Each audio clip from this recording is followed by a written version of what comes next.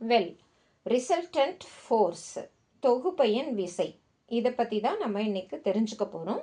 10ஆம் வகுப்பு அறிவியல் பாடத்தில் முதல் பாடமாக வர்ற இயக்க விதியில் ஒரு பகுதி தான் தொகுபயன் விசை.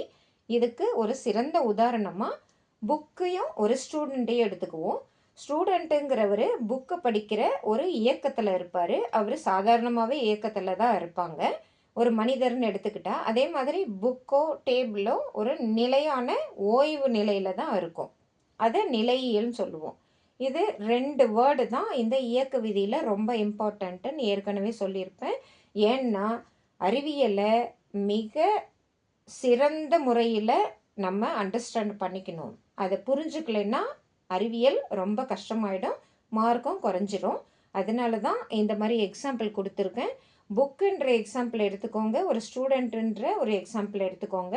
ஸ்டூடெண்ட்டு இயக்கவியலில் இருக்காங்க, புக்கு நிலையான நிலையியலில் இருக்குது. அப்போது தொகுபயன் விசைன்னா என்ன அப்படின்ற கேள்வி வரும் இல்லையா? இப்போது ஸ்டூடெண்ட்டு ஒரு இயக்கத்தில் புக்கு படிச்சிட்ருக்காரு, அது இயக்கவியல்னு சொல்லுவாங்க. ஓகே, இயக்க விசையல்னா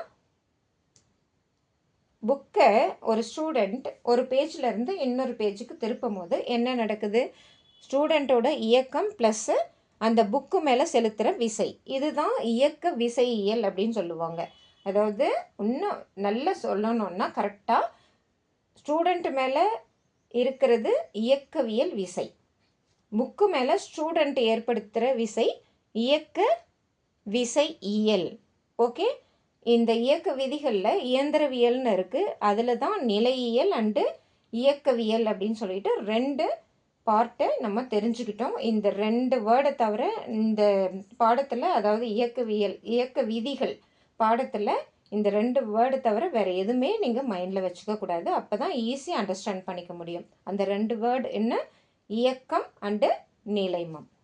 ஓகே, தொகுபயன் விசை என்பது இப்போ நான் சொன்னேன் இல்லையா, இயந்திரவியல் அதில் 2 வகையாக பிரிஞ்சு இருக்கிற இயக்கவியல் நிலையியல், அதை 2 பகுதியாக பிரிக்கிற இயக்கவியல் இயக்க விசையியல். இந்த அனைத்து விசையும் சேர்ந்து ஒரு விசையாக மாறுறது தான் தொகுபயன் விசை. அதாவது இந்த எக்ஸாம்பிள் எடுத்துக்கோங்க, ஒரு புக்கை ஒரு ஸ்டூடெண்ட் படிக்கிறது தான் அதில் விசை. இதில் இயக்கத்தில் இருக்கிற ஸ்டூடெண்ட்டோ அல்லது புக்கோ அல்லது அந்த ஸ்டூடெண்ட்டு அந்த புக்கோட பேஜை திருப்புறாரே இயக்க விசையியல், இதுவோ எல்லாமே சேர்ந்தது தான் ஒரே ஒரு விசையாக படிக்கிற மெத்தடு. அதாவது அந்த விசை, படிக்கிற விசை, அதுதான் தொகுபயன் விசைங்கிறாங்க. எல்லா விசையும் சேர்ந்த ஒரு விசை தொகுபயன் விசை எனப்படும். இப்போ புரியுதா? தேங்க்யூ.